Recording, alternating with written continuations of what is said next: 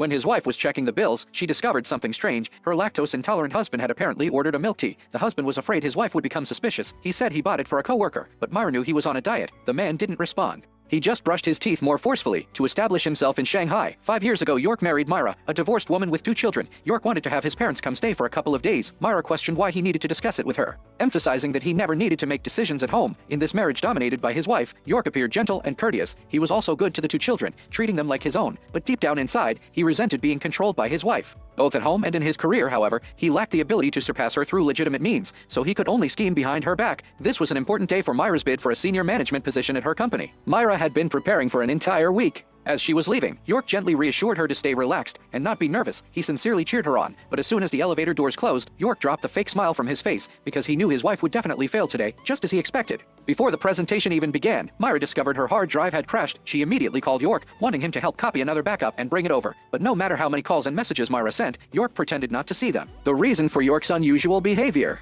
was that while organizing his desk the night before, he had accidentally knocked over his water glass. The water spilled directly onto Myra's hard drive, but he neither tried to save the drive, nor warned Myra about it. Only after Myra's presentation ended did York call. Pretending to be concerned, he explained that it was strange how the hard drive suddenly crashed. York fake apologized, saying it was his fault. Myra just said it was fine. From Myra's tone, York could tell there was no hope for this promotion, but what he didn't expect was that, despite Myra's inadequate preparation, everyone generally agreed she was more suited for management than her competitor. When Myra shared this good news with York, he only responded coldly with a single okay. The next day, he made an excuse about going to Hong Kong for research. When he was actually going to clear his head there, he happened to run into Anna, his junior classmate who had a crush on him, and could tell he was in a bad mood, and kept trying to make conversation. But York wasn't in the mood to deal with her, because Anna, like him, came from a small town, with no connections or background. Anna told York what the other junior students thought of him. They said he was handsome, owned a house and car, but his only flaw was getting married too early.